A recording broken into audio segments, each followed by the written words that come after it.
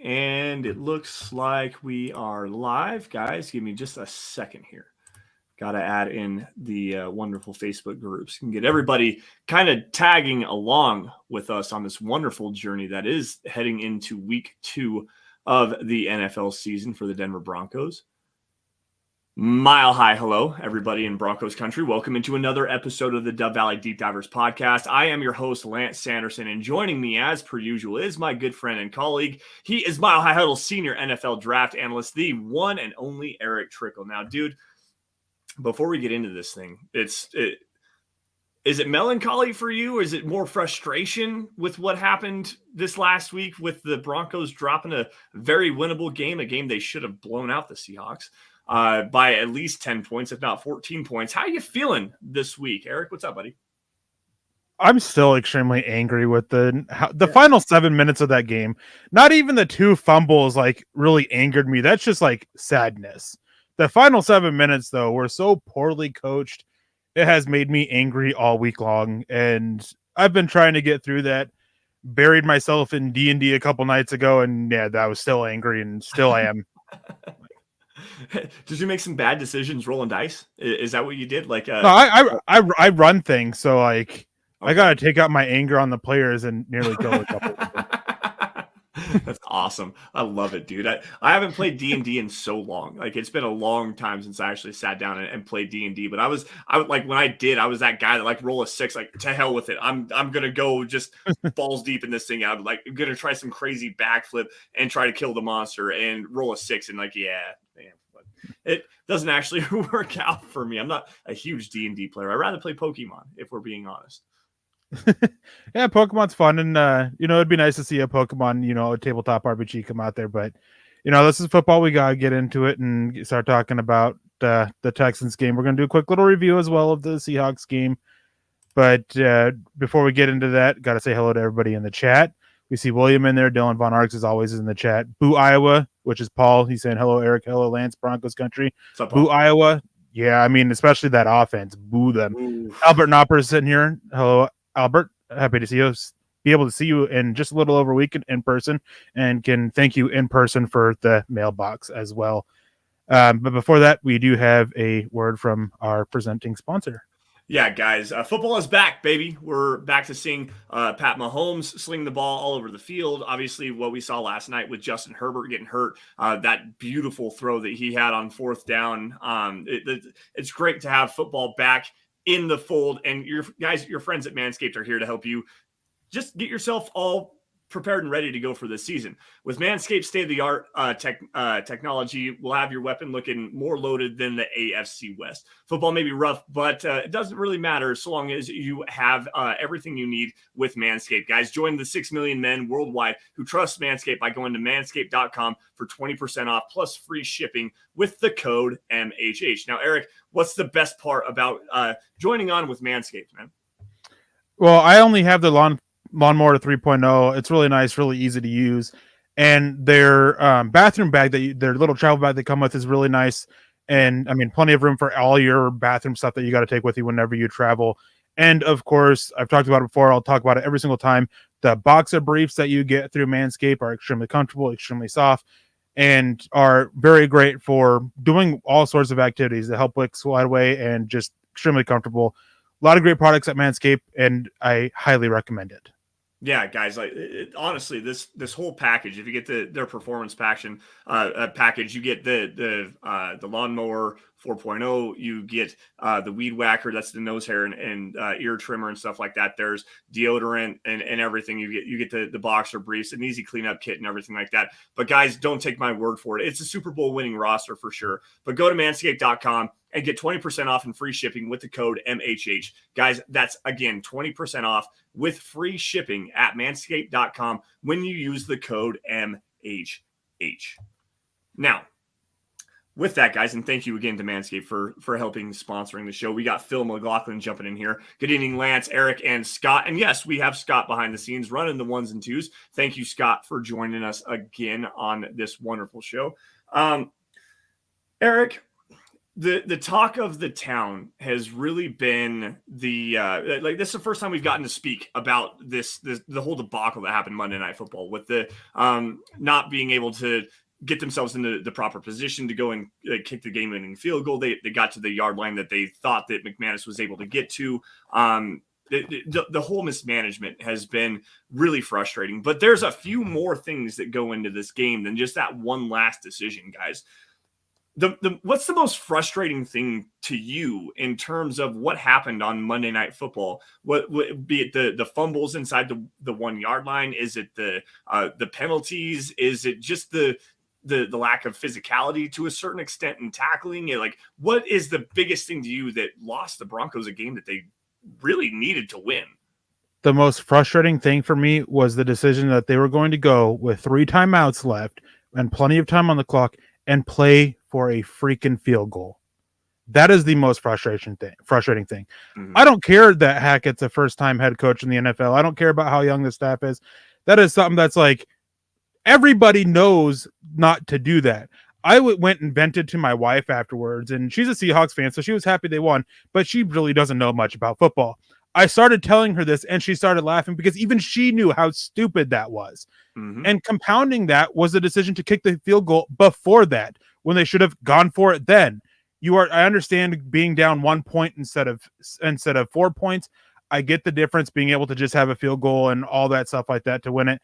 But it's still a situation where we're seeing more and more coaching staff and analytics pointing to the fact that you go for the touchdown first.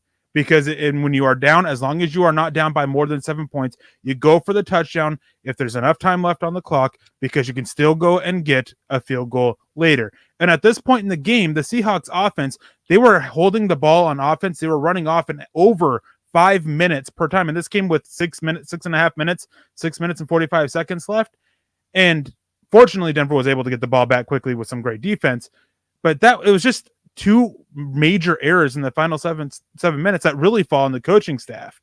And I had people mention that they didn't trust the offensive line. Well, the offensive line wasn't that much of an issue. They had their mistakes, but they actually had a pretty solid game.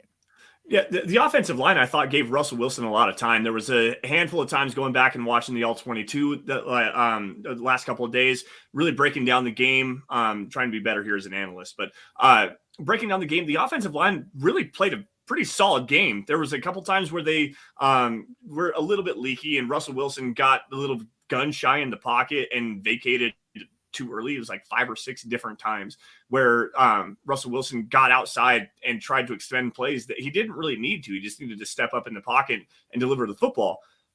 That to me was not a problem. The big issue for me comes down to the one play where Javonte Williams fumbled inside the 1 yard line. You are in shotgun inside the 5 yard line, and then you call an audible off of a pass to a run in hostile territory with 3 sides of a stadium surrounding you, screaming at you at the top of their lungs, and you try to change the play at the line of scrimmage, and that gets blown up in your face. That to me is, it's not necessarily like a critical failure on Russell Wilson, but or Nathaniel Hackett, but that's a big miscommunication issue, and that's something that I pointed out back earlier in the preseason.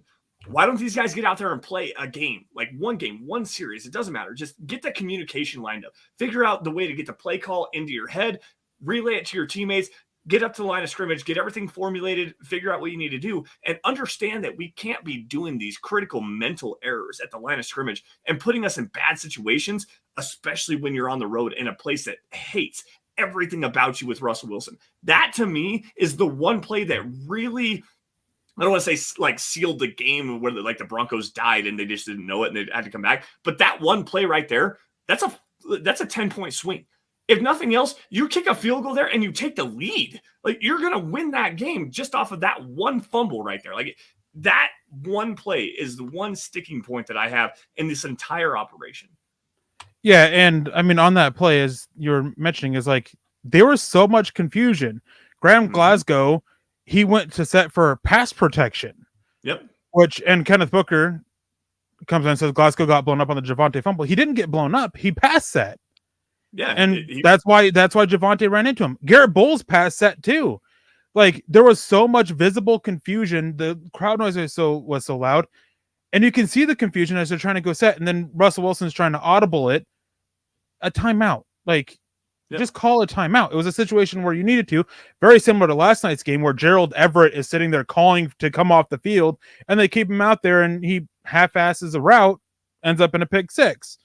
Like, he was very extremely exhausted. And in the case of the Broncos, it wasn't exhaustion, it was confusion. And so that is a situation that you have to call a timeout on. Hopefully the Broncos coaching staff has learned their lessons from this. And it was frustrating because we heard a couple times that they were going to be a little more aggressive, and we didn't really see it last night. Or Monday night, I mean. So hopefully we see that. Hopefully we see it going forward. Hopefully we see improvements on it. Shotgun runs and goal line situations are absolutely terrible. Shotgun runs by themselves are fine, but in a short yardage situation, they are one of the worst plays you can call. Well, especially if you don't. Sorry, I don't mean to step on you here, but especially if you don't show the threat of your quarterback being able to run the football. Yeah, like that. Like, if you're going to run a read option or a shotgun run inside the 1 yard, inside the 5 yard line, even inside the 10 yard line, if you're not going to show the quarterback keep action off the backside of that at all, which they never did, not one time did they show quarterback run action off the backside of a shotgun run. That to me is an egregious coaching failure. You have to understand you're down in distance situations. And as Chase comes in here, Chase Wellner, what's up, man? Thank you for joining us. As Chase comes in here, he says, thankfully, these next 2 games are home games. So we don't have to have these big miscommunication issues on the offensive side of the football. And fortunately for one of them, I'll be there, and Denver hasn't lost when I'm at a game yet. And we all should, spam Nick, because the Broncos are now 0-8 when he's in attendance. And as it works, as how things go, it's Nick's fault. Completely Nick's fault. Nothing on the field. Always Nick's fault. I'm 7-0 in Broncos games, by the way. I've never witnessed a Broncos loss. I've been to 7 games and have never witnessed a Broncos loss. So yes, we don't need to get into the numbers of mine. It's just 100%. That's all that matters. That's fair. I don't know, man. There's so many different ways and angles to attack that Seattle game. It was a debacle. Like, that's all there is to it, guys. I think a big issue was the young coaching staff got a little bit overwhelmed there in the end of game situation. You had critical failures in some run blocking situations down close to the goal line. 0 for 4 in the red zone is a big deal. 12 penalties for 105 yards. That's another big issue there. Busted coverages from the safeties and linebackers playing against tight ends. They allowed 2 touchdowns to tight ends. We're going to get into that here in just a little bit as well.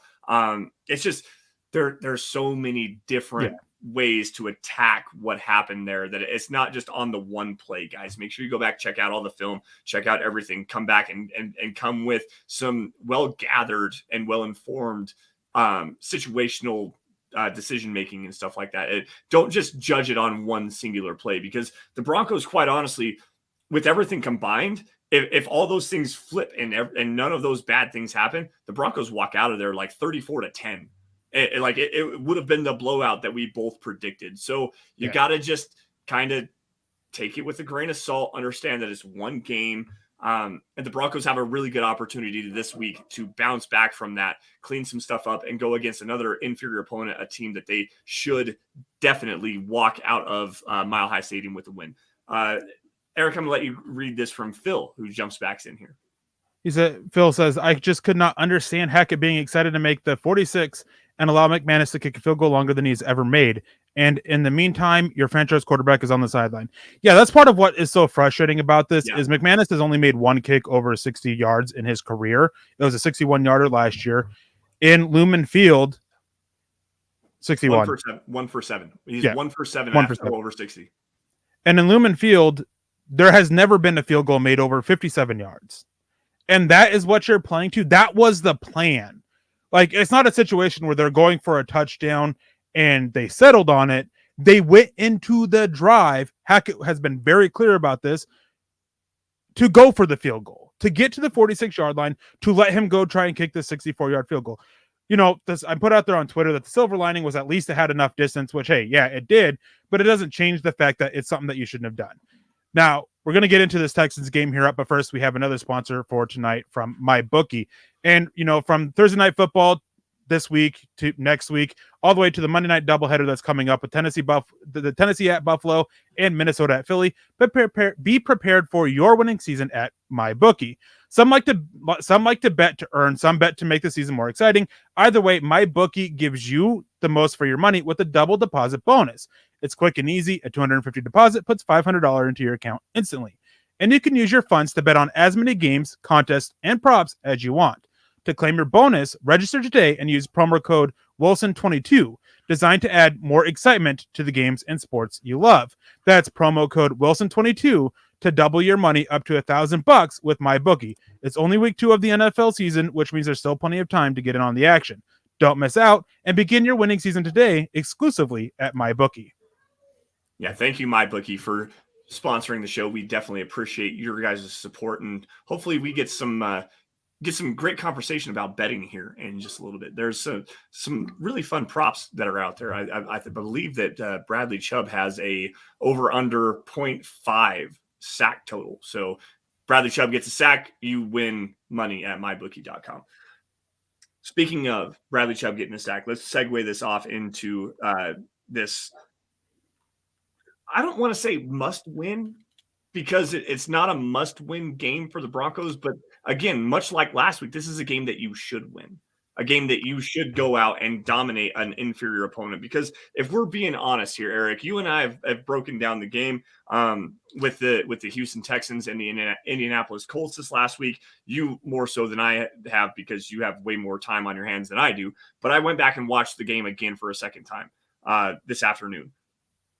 Houston is not really devoid of talent. They have some players that you got to kind of watch out for. In fact, there's an article up on milehighhuddle.com that I wrote yesterday afternoon highlighting 5 players the Broncos kind of need to watch out for. Eric, I know you have your critical matchups to watch up at milehighhuddle.com as well, but this is a team that is not very good. This roster from top to bottom features a lot of players that are replacement level players. They are players that belong on practice squads. They are mostly backups in starting roles. I want to start this on the offensive side of the football for the Denver Broncos.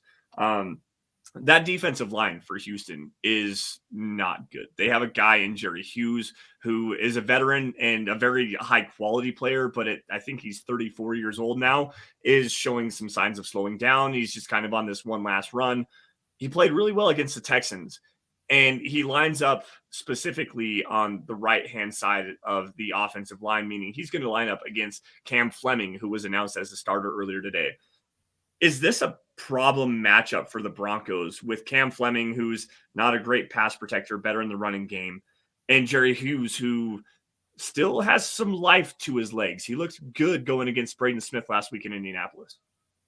Yeah, before getting to that, just on the Texans, this is one team that I view can surprise a lot of people this season, not because they have so much talent on it, but because they can attack in a few different ways and just, be that trap game consistently, because everybody looks at them and they see the worst roster in the NFL. As for your question about Jerry Hughes, he's still a very talented pass rusher, but he definitely doesn't have as much gas left in the tank as he did, a couple years ago, obviously getting older, slowing down a little bit. And he had a really good game against Braden Smith of the right tackle for the Colts. He picked up 2 sacks, got a couple other pressures. It was a good game for him, and he was the one defender that I kept noticing of okay, this is one guy that you kind of got to watch out for. Cameron Fleming is going to have a tough matchup with him because, as you said, Cameron Fleming is a little bit, less good when it comes to his pass protection than it is as a run blocker, but he did have a pretty solid game against the Seahawks. And I think a lot of people were talking about how bad he was in the game, because they kept seeing Russell Wilson, have his stereotypical panic in the pocket. Mm-hmm. Russell Wilson has always been one of the quarterbacks higher in self-brought pressures. And this week he was third in pressures brought on by himself, with almost a third of the pressures being his fault. And that, has his panic, and he does his little thing of his little juking in the pocket, trying to figure out where he wants to go. He did that quite a few times, and that put more strain on both the tackles. More so Garrett Bowles, because Seattle was trying to get him to roll out to the left. Mm-hmm. So it's going to be an interesting game from Cameron Fleming. He's definitely one guy to watch. I think that he can, for the most part, hold his own. But if the Texans watch the Seahawks game, they are going to really try to attack that right side. And again, push Russell Wilson out to the left, because since the start of the 2019 season, Russell Wilson has done terribly when rolling out to his left. Yeah, it's actually quite honestly really bad. I remember seeing a tweet about it the other day. He is 12 of 29 for 177 yards, 2 interceptions, 9 sacks, and a negative 31.7 passing EPA. Yep. I was going to say, I know it was 12 for 29. He had 9 sacks on that. No touchdowns, 2 interceptions. Rolling to his left over the last couple of seasons has been very bad for Russell Wilson. And the more you see it in action, you go back and watch the games at Seattle. Maybe this last season, not so much, but at the same time, watch this game against the Seahawks, where when he rolled to his left, he couldn't get the decision down correct. He was erratic in some of the throws that he had to make. And he also got taken down from behind. I believe it was Uchenna Nwosu who got him from behind, rolling to his left for, technically it was a sack. It was a 2-yard loss, but he was running towards the sideline. Regardless, doesn't matter. Rolling to his left is definitely the problem here. And Jerry Hughes working off that right side of the offensive line. Obviously, that's kind of where we're going with this. Now, to move inside just a little bit here on this defensive line, I don't know the name of the player, but I remember the number 91 on the interior defensive line. I believe it was Roy Lopez and Malik Collins. These guys are not great in terms of being like pass rushers, but they're fairly decent in the run game. Malik Collins was very impressive to me against the Indianapolis Colts. Going up against, I believe it was their right guard more often than not, but then he switched over to the left side as well. Malik Collins is a guy that was pretty impressive. He did a good job of shedding off blocks. He did a good job with his hands, kind of creating some separation in the running game specifically. Quinn Miners for the Broncos, obviously out now. I believe it's a hamstring injury. He's going to be out for the next couple of weeks. You're going to see Graham Glasgow in there with the miscommunication issues that we had against the Seahawks. Is this potentially another one to look out for with this Broncos offensive line? I don't think so, because they know going in that it's a home game. It won't be as loud. They have some reps down together, because Graham Glasgow didn't get a whole lot of reps with the first team during training camp and preseason. But now he's been practicing with the first team. It's not a situation where Miners was possibly back for this week. They knew Miners was going to be out for a few weeks right away. And so he's been able to practice in there. I don't think we'll see the same. Maybe there might be a couple of them, as there is in almost every game. There's always a couple miscommunications. It won't be as, I don't think it'll be as bad or as impactful. I don't think Glasgow also had as terrible of a game as made out to be. I'm not saying he was good by any means. He definitely had some bad blocks, and he had some really good ones. He did a good job out on the screens for the most part, and a big reason was Javonte Williams just doesn't have any vision and doesn't know how to follow his blockers on screens. So I think it's a interesting matchup, because Malik Collins is a solid defender, but for me, he is still a backup quality, and Roy Lopez isn't a starter quality defensive lineman either. No. The Colts just consistently took Roy Lopez for rides. Malik Collins did all right.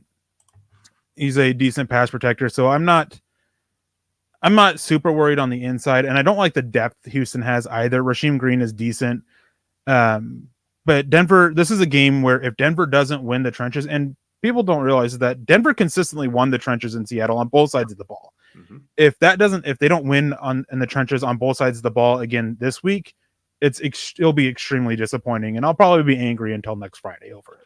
Yeah, I'm right there with you, because this defensive line for the Colts, like you said, Malik Collins is a quality rotational run defender, and they used him as such. And when he was out there, he actually played pretty decently against the Colts. I constantly watched him flash. But Roy Lopez is not great. Mario Addison, backup defensive end, is not great. Michael Dwumfor is another backup interior defensive lineman. They don't have a lot of depth here. Abania Okoronkwo was an absolute disaster out there in the running game. He over pursued so many different times. Another guy I kind of like is Jonathan Greener. I think that he had a pretty decent game coming off the edge. They lined him up off of the ball a little bit as well, so I thought that he was pretty decent. But in all, this defensive line for the Houston Texans is really not good. Like, this is a get-right game for the Broncos in the running game. And I think there's another opportunity here as Garth Knight jumps in here with the $5 super chat. This is kind of the segue off of this. It says, MHH, your thoughts on using the screen pass as a handoff for Javonte Williams? I have no issue, but I hear that other people do. And Eric, you kind of highlighted a little bit of that with Javonte not having the best vision and opening up his blocks. I'm not going to disagree with you, but the one thing that I saw the most was patience. He didn't allow those blocks to set up the right way. Yeah. He just wanted to get up and down so fast. He wants to go put his head down into those guys. But I was very encouraged with what Javonte Williams showed as far as a receiver out of the backfield this last game, specifically with what the Seahawks were trying to do, getting after Russell Wilson early, getting after him with creative pressures, spying him and making him try to move out to the left. The Broncos did a very good job of incorporating that screen game coming back off of the right side of that offensive line. And Williams, I thought, had a really good game receiving the football. What other issues do you potentially have with that? And if we do see more of that, how do you think it could be successful, specifically speaking to the this game against the Texans? There's one player I want you to highlight here if you can get to it. So Javonte Williams did fine statistically for it. I mean, he was able to pick up yards. He did a really good job. The issue is that, and an issue I have for running backs, for any player really, leaving yards on the field. And Williams, when he has his three blockers sitting outside to continue and block him down, and he cuts inside of them right into a defender, that's an issue. Mm-hmm. On another screen, it was one off the left side. He has Courtland Sutton sealing the sideline so he can go. He has Lloyd Cushenberry out in front who's getting his defender turned so he can go into it. And he runs head first into the rib cage of the Seattle defender because he cuts it inside tightly in a small gap between Cushenberry and Dalton Reisner. It's so hard to see him consistently do this, and he does it as a runner as well. It's a great thing he has the power to break through tackles, because if he didn't, he wouldn't be as highly thought of as he is. Like, that is what makes his game so well. Yes. Melvin Gordon, in my opinion, had a much better game. His fumble was bad, but I mean, it was a situation where he had to reach for it. He had to put the ball out there. He had to try to break the plane with it. Javonte Williams had his literally punched out. Gordon's vision was fine. There was a couple plays where it was an issue, but he did a pretty good job overall. And we know his chops as a receiver. There was a couple times where he had a lot of space for him, and Wilson decided not to hit him for it and said threw the ball away out of the back of the end zone on one of them. So that was an issue there. And I think that with what I saw again with the Texans, I think those opportunities with the running backs to be involved in the passing game is still going to be there and be a tremendous option for them. Because Jalen Petrie in the secondary is a threat. Yes. I don't want to say the deep shots won't be there, but he makes the deep shots harder, not to mention Russell Wilson's arm on some of those deep shots was a little wonky, a little iffy. So you got to counter that. And I think that attacking not necessarily the middle of the field, but attacking the 10 to 19 range, and then your running backs shorter down, getting the ball out quickly, is going to be huge in this game and should really be the plan for the offense. Yes. Like I said, I was so hoping you were going to get to the guy that I highlighted specifically in the piece that I have for players to watch out for. Jalen Petrie is all over the field. That guy is literally everywhere. He's great in coverage. He does a really good job mirroring in coverage. He has very fluid hips. He does a really good job attacking the football. He comes downhill with a vengeance. But this dude misses a lot of tackles, and that has been one of the biggest issues that I had with him watching him at Baylor this last year, and it was a big issue with Jonathan Taylor against the Colts this last week. He misses a ton of tackles when he's driving vertically. He doesn't square up. He doesn't wrap up very well. He attacks from weird angles. This guy is a player to exploit if I'm the Broncos. And using Javonte Williams, a guy that does like to seek out that contact, a guy that does do a really good job of being physical when it comes to that point of contact, a guy that breaks tackles at the highest clip of anybody in the NFL last year, other than Jonathan Taylor. this to me is one of the key matchups to really watch out for with this Houston Texans defense, because I love Jalen Petrie. Like, this dude is so much fun to watch, because if he tackled better, he would be comparable to a Derwin James kind of player, because he is literally everywhere. You can put him all over the defensive formation, but he just doesn't bring that physicality. He doesn't bring the technique in his tackling. And there's a way for you to really target him. I wrote it down and it was deleted out of the article, but the tackling issues, to me, that's where you attack this defense. Is you find where Jalen Petrie's at. You put a player that can do a lot of shifty movements, guys that are very physical in their running styles, with run after the catch and stuff like that, and you attack Jalen Petrie. I'm so glad that you went there so that I could kind of talk a bunch of trash about him, but bring up these issues that are very exploitable. See, for me, the biggest player to exploit is their linebacker, Kamu Grugier Hill. Is how you say it? Dude, you come with it again. Grugier Hill, that dude, again, terrible tackler. Go ahead, sorry. Yeah, he really struggled tackling. His run fills were bad, consistently coming downhill. And it was funny because the first time I watched the game, it was through the broadcast. And I'm listening to the broadcast talk him up as he's missing a tackle, as he's allowing a catch where he just got outran or being out of place in coverage. He had such a rough day, and the Colts, they continued to exploit it. And this was, the Colts offense in this game, they did the same thing Denver's offense did. They shot themselves in the foot time and time and time again. Drop touchdown pass. That was great. It was just dropped by rookie Alec Pierce.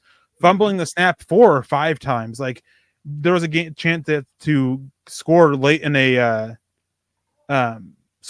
Jonathan Taylor keeps the ball in bounds instead of stepping out. Like, there were so many issues with them on offense that it was almost as frustrating as watching the Broncos, and I'm not even a fan of the Colts. But one thing they did was they consistently attacked Grugier Hill, and it worked. It was effective. Another guy that they attacked was Derek Stingley, the highly coveted corner that was coming out. He struggled quite a bit. He allowed all of his 3 targets where he played man a lot, so it was very obvious when he was being targeted. He was targeted 9 times. 2 of them were dropped. He allowed 6 catches. Mm-hmm. He broke up 1 pass, which was a touchdown pass, and it was a great play by him. No arguing there. But he was still exploitable, and they exploited him largely with Michael Pittman, and who just used his size to box him out and keep him away from the ball from the catch point. I want to see them attack Derek Stingley with Cortland Sutton, and I want to see the tight ends and running backs get involved attacking these linebackers, because their other linebacker, whose name is escaping me at the moment, so he's not that great either. I do like him a little bit better than Grugier Hill, but it wasn't exactly a great game from him. And they also have Kevin Pierre-Louis, who kind of subbed in a decent amount, and he kind of struggled a decent amount as well, especially against the run. Christian Kirksey was the other linebacker. Yeah, I was just about to say it's Christian Kirksey, and I thought that he had a fairly decent game. His run fits are really nice. I like the way that he attacks in the running game. And when he squares a runner up, he actually gets into the ground fairly quickly. Doesn't give a lot of yards after contact. So Kirksey is a player that I really liked. I thought he was decent in coverage against Mo Alley Cox the few times that I did see that. But Kirksey is a juiced up Alex Singleton. Like, they're kind of the same player. Like, they're around the football a lot, but they don't really do a great job of impacting the game other than just being there to clean up some tackles. Alex Singleton, I thought he played a fairly decent game against the Seahawks, other than the missed sack that turned into a 36-yard touchdown to Will Dissly. But I thought he played at least decently. Like, he wasn't terrible. Kirksey was okay against the Colts. He wasn't terrible. They do a lot of the same things, though, like the blitzing stuff, the kind of chase and tackle aspect of things. They're okay in coverage, but they're not like guys that you want to have as game-changing linebackers on the field all the time. I wouldn't say Singleton wasn't bad. He was bad. He just wasn't as bad for all the hate that he's gotten since then. A lot of it being from that missed sack, which it's a play he has to make, but that was still a rough angle to try to, secure the sack and everything. The running back, even though he got blown up, did enough to adjust the pathway of Alex Singleton enough to make it a little bit more difficult. And maybe the touchdown doesn't happen if Kareem Jackson doesn't blow his coverage. He comes down to take the slot, take the receiver who's crossing over the middle when Ronald Darby's on him in man coverage. And it was a cover 2. The safeties were supposed to drop back, and Jackson just doesn't. Like, it was just a communication breakdown, and Alex Singleton's play was bad. He had a couple times where he struggled to get off blocks against the run. There was a lot of times in coverage, and he had a pretty large role in coverage because the Broncos used a lot of bare fronts. One linebacker, and Singleton was that linebacker, and I'm pretty sure that was due to, Jonas Griffith still working back from that dislocated elbow, probably on a snap count for the first game, which makes total sense. And so there was a lot on his plate in coverage for it, and the Seahawks were able to exploit that because he's never been a good coverage guy, ever. In his time in Seattle, like, it wasn't good. He had a lot of tackles because the catch would be made and he would be there, but there would be plenty of space for them to make the catch. Yep.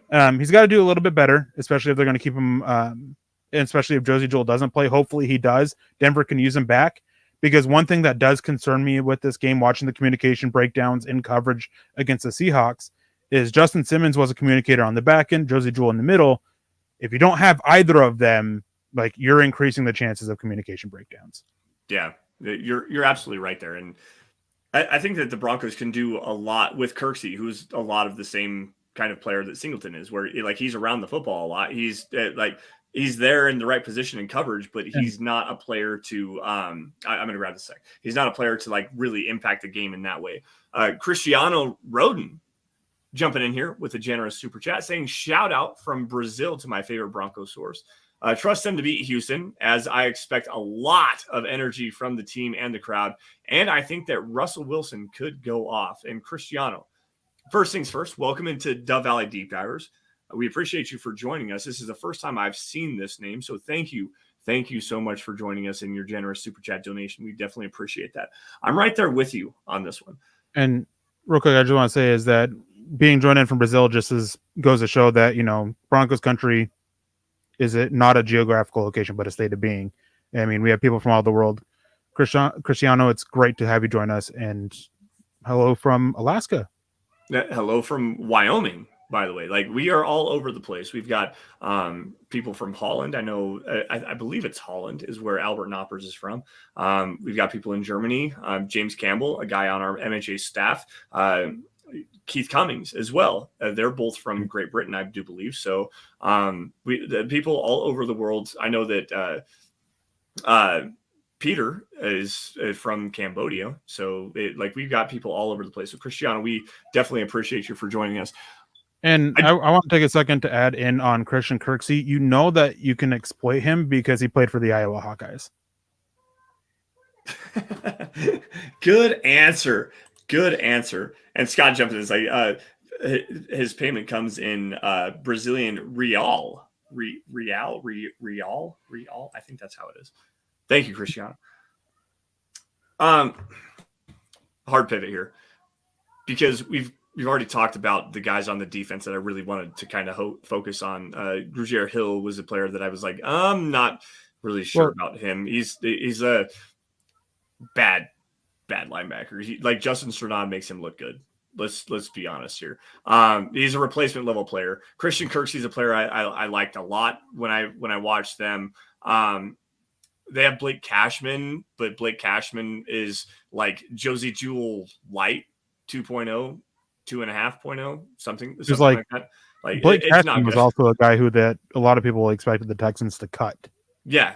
He's like at the bottom of their depth chart. Yeah, and Garrett Wallow's there. I do like their cornerbacks, though. I do have to give a shout-out here, because I thought that Steven Nelson had a really good game against the Colts. I thought Derek Stingley, while he was exploited a lot from Michael Pittman, I thought that he was in kind of a lot of good positions. First start from a rookie like that.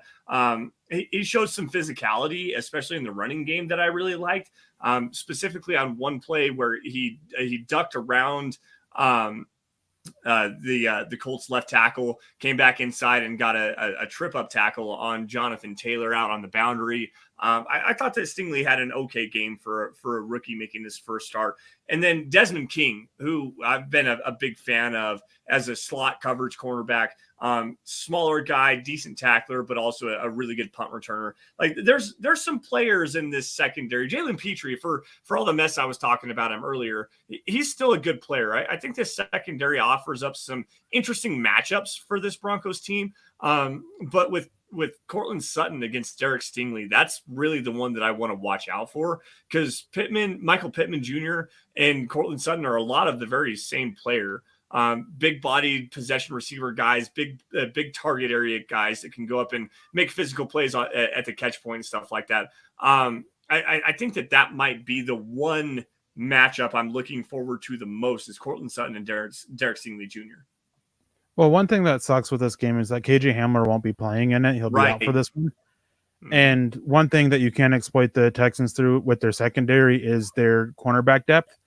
Derek Stingley, I mean, he's a rookie and he's got a lot of, high ceiling. There's a lot of hope there with him. Steven Nelson is what he is. He's fine. He's not great. Desmond King is fine, not great. He had that one or two seasons of being great for the Chargers and has kind of fallen off a little bit since then. Between the three of them, they allowed 15 of 23 catches to be caught that they were the main target on. And they were able to move the ball. The Colts were against them, picking up over 200 yards because of them and a touchdown in that.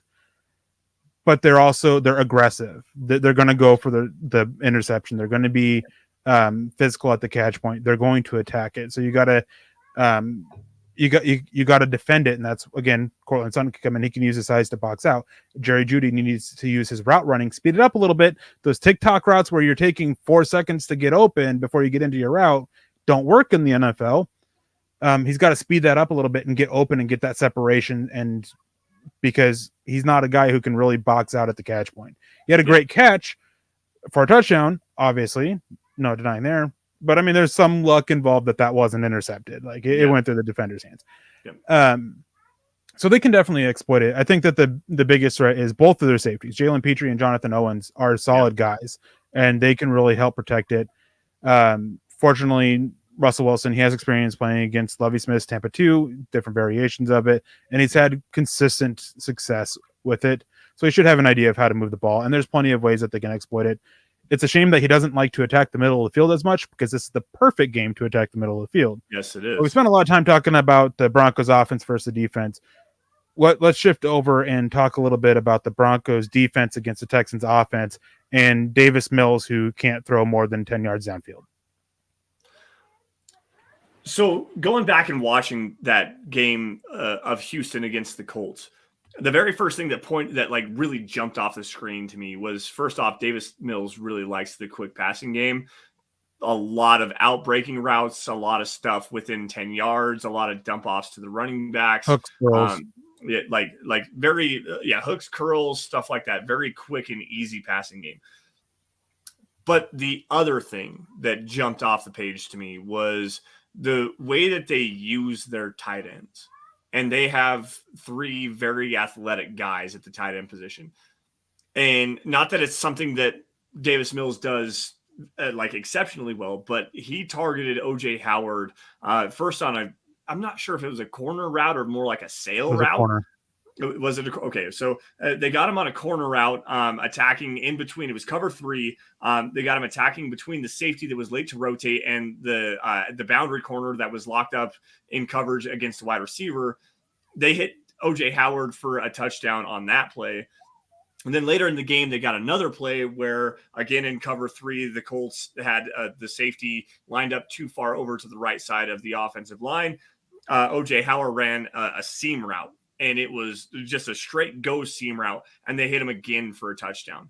Both of those plays were miscommunication plays by the Colts secondary. The safety being late to rotate on both of those specifically was something that I have a big issue with.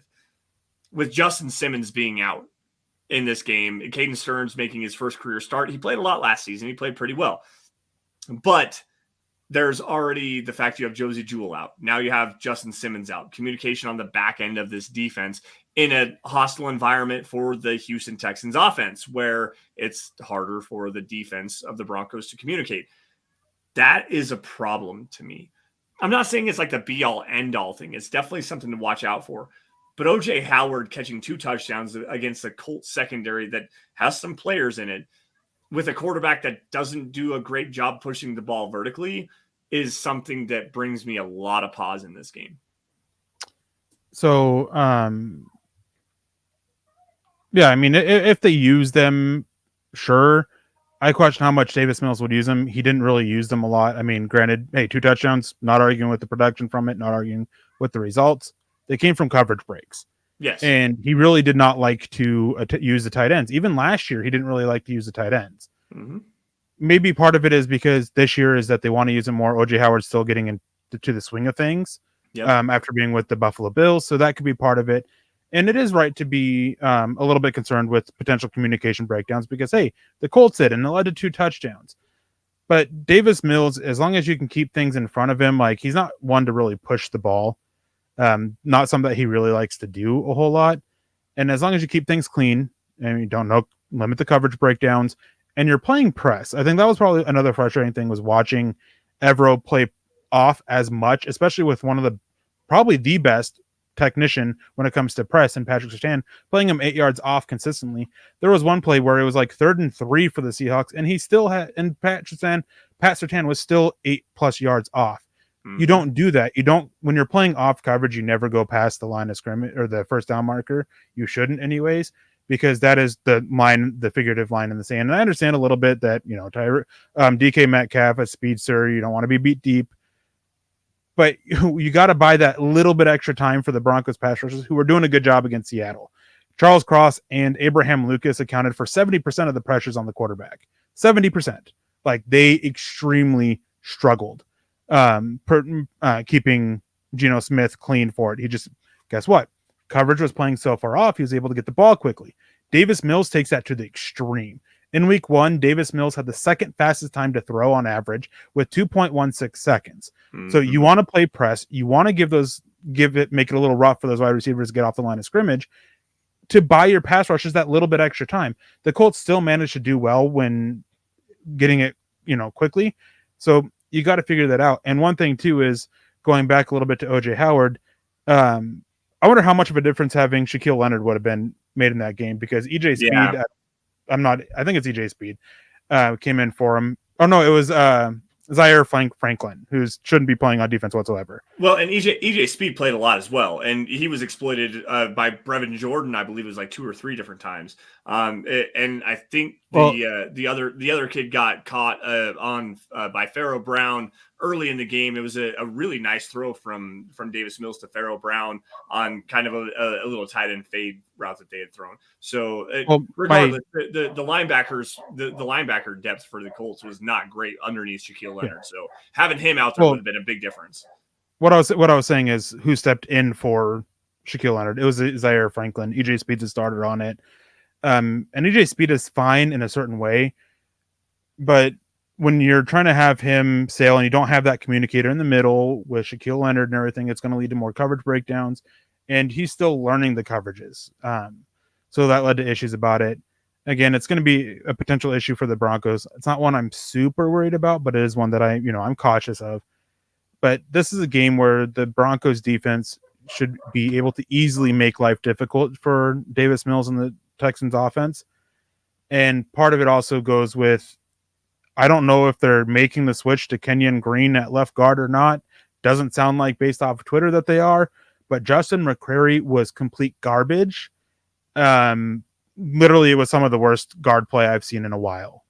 And that includes Netani Moody against the Raiders as a rookie. I don't disagree with you on that one. I said the right guard when we were talking about this game earlier privately. The AJ Can is actually really good. He does a really good job moving guys in the running game, does a really good job in pass protection. I thought that it was the right guard that was giving the issues. Justin McCrary is not good. Justin Britt, the Houston Texans center, was equally as bad. Yeah, he was almost worse than Lloyd Cushenberry. And that's saying something because Lloyd, we all know how we talk about Lloyd on this show.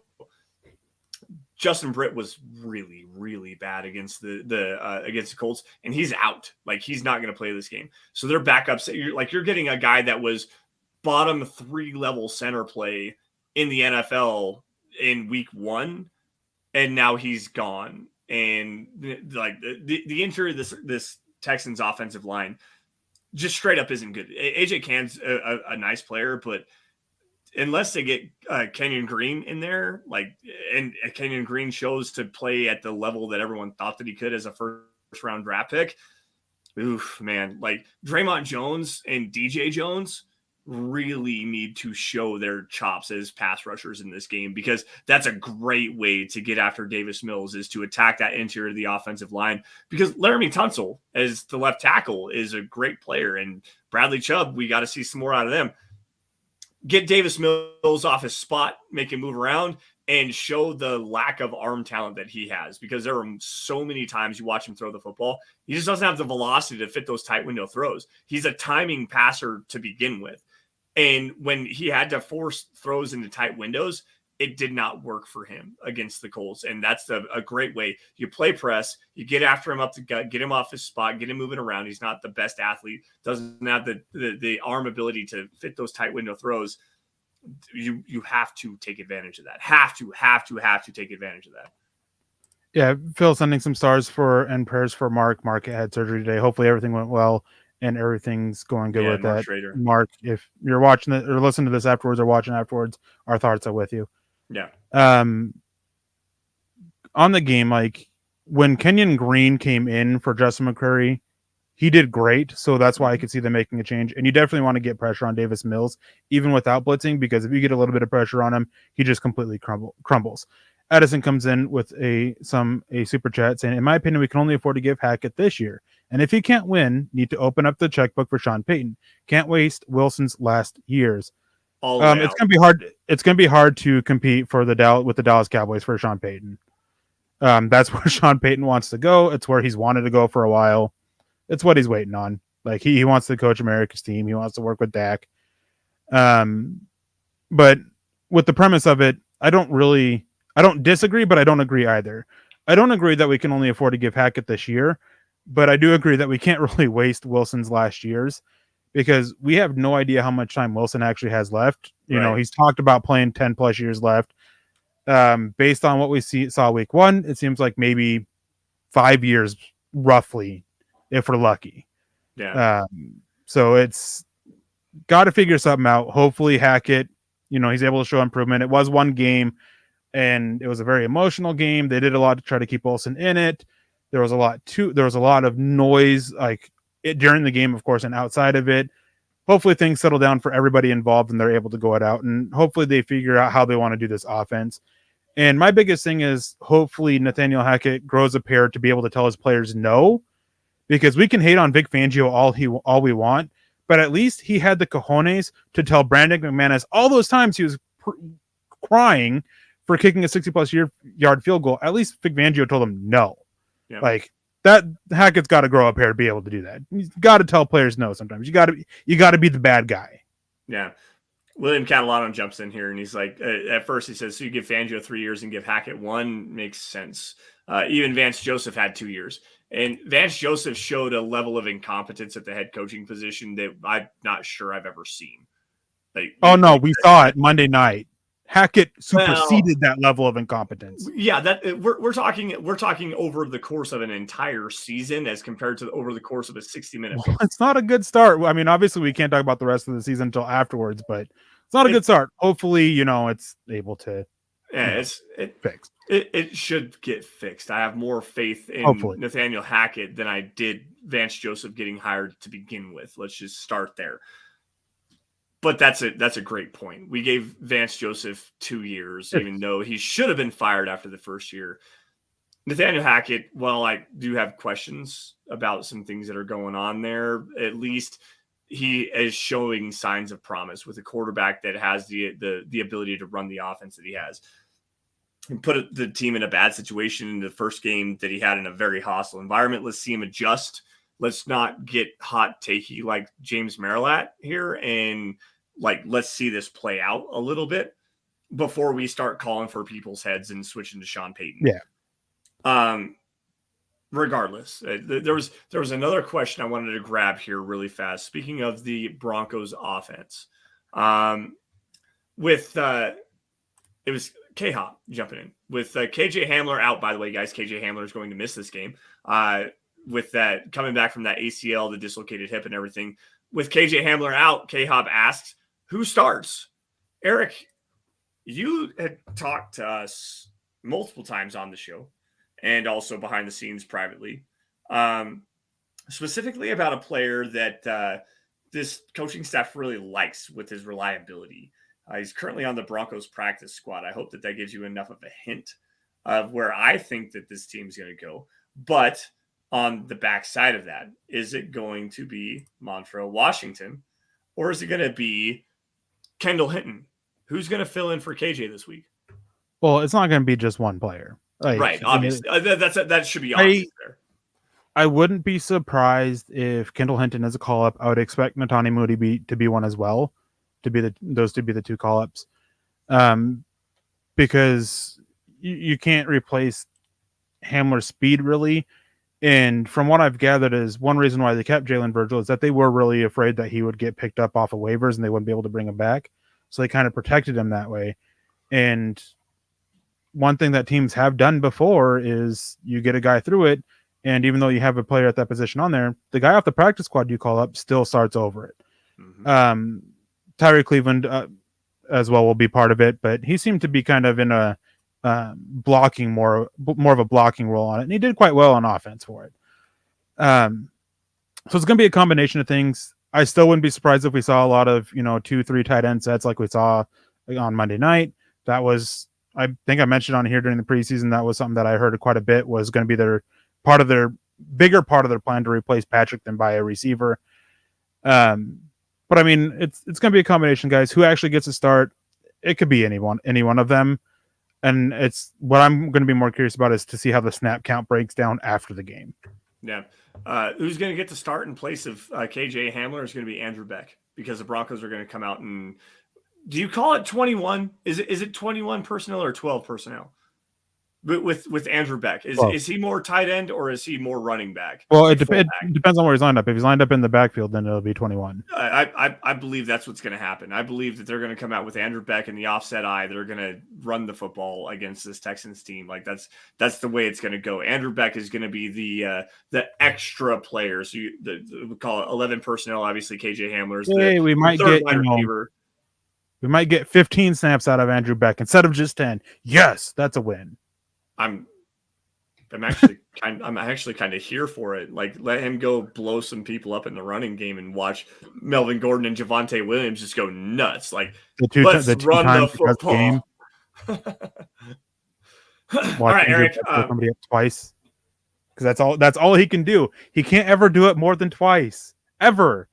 No matter how many snaps he get, he can only blow somebody up twice. That includes special teams. Yeah, he also makes one-handed catches down the sideline.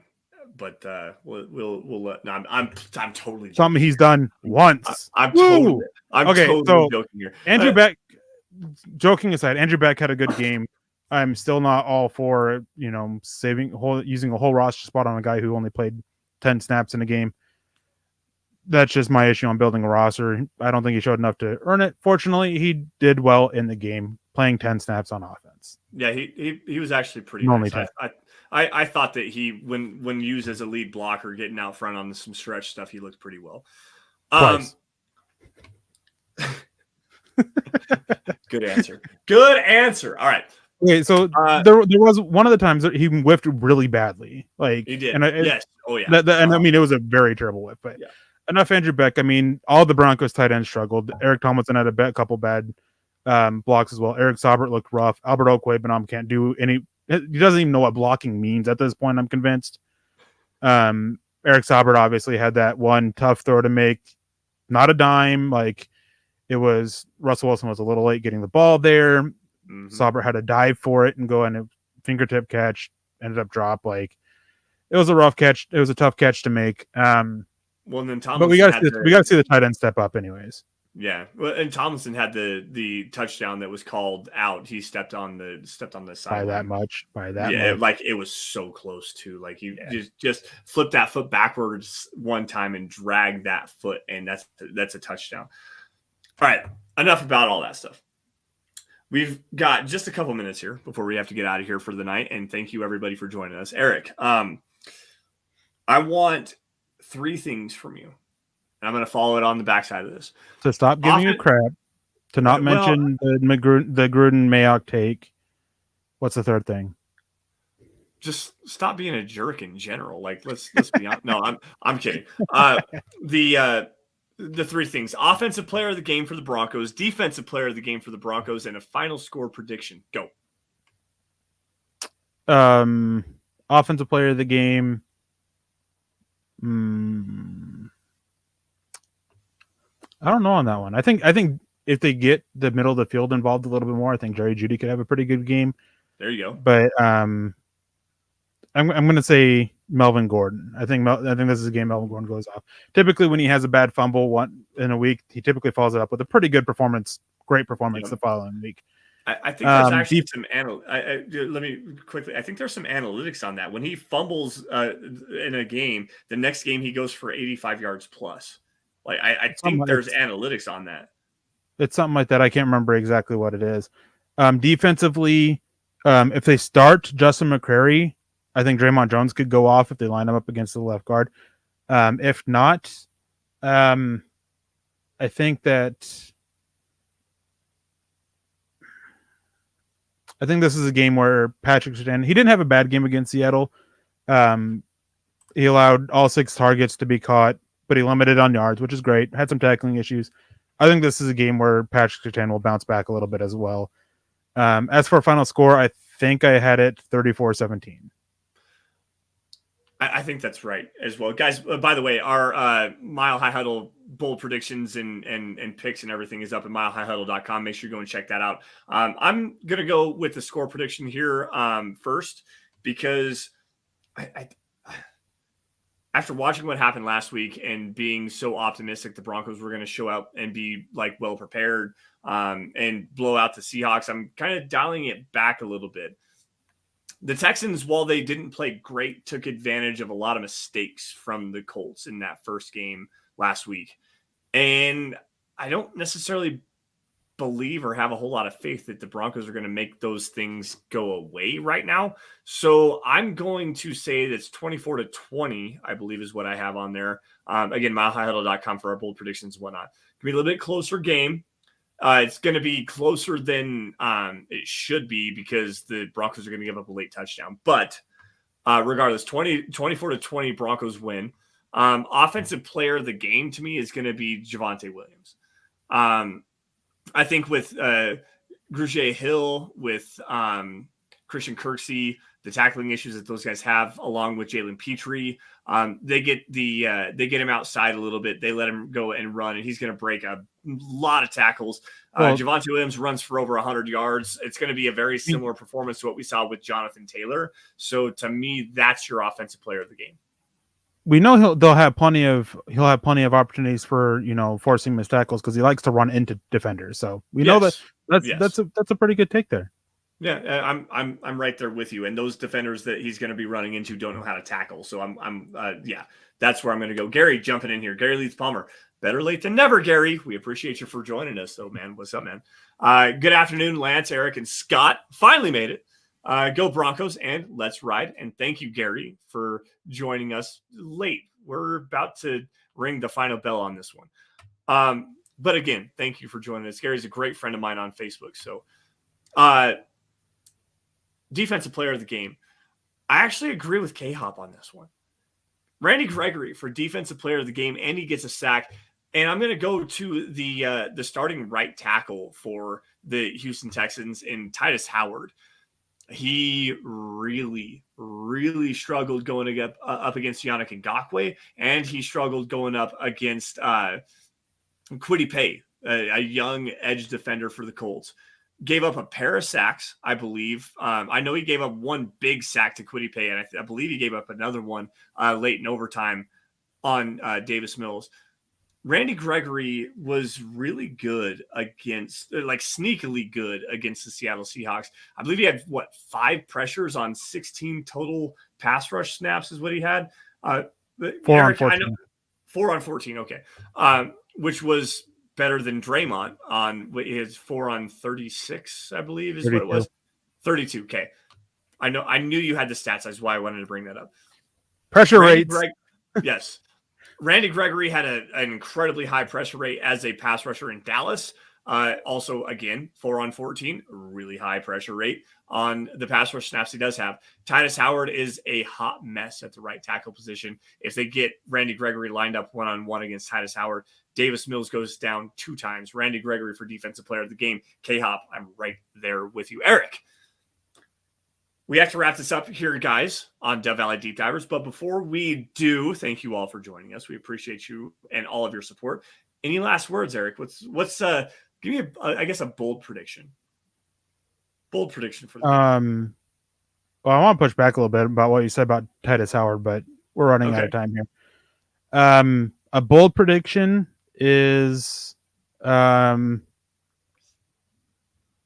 don't see stupid coaching errors. I think that's pretty dang bold. It's so bad that has to be a bold prediction. After what we've been through the last 5 years, and then the first game of this season, to see that, to hear you say bold prediction is to not have any critical coaching errors. It's poetic. You know what? It's like it really is. You know what Vance Joseph and Vic? What the difference is between Vance Joseph and Vic Fangio and then Nathaniel Hackett? Do you know what the difference is? They'll tell the no. Well, yeah, that's fair. They didn't have the most egregious coaching failure we've seen in the last 5 years in their very first game. Well, they didn't. They told the kicker no. But all right, we got to get out of here though.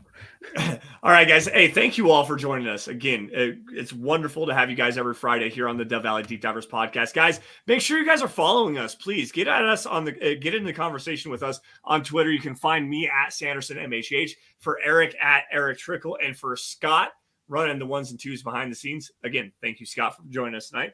At Scout Kennedy. Also, guys, at DVDD_pod, it's a podcast account where you guys are going to find what we're talking about every single Friday night.